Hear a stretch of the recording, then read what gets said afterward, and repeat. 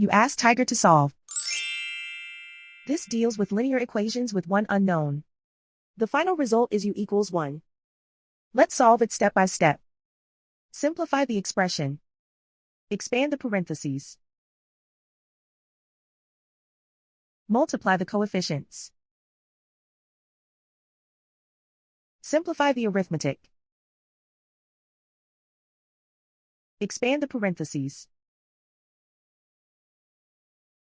Multiply the coefficients. Simplify the arithmetic.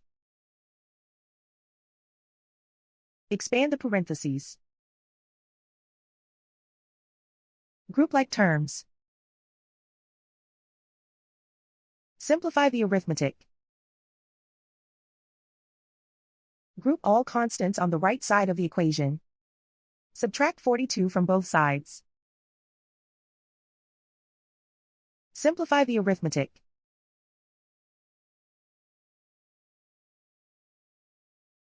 Isolate the u. Divide both sides by -42. Cancel out the negatives. Simplify the fraction. Cancel out the negatives. Simplify the fraction. And so the final result is u=1.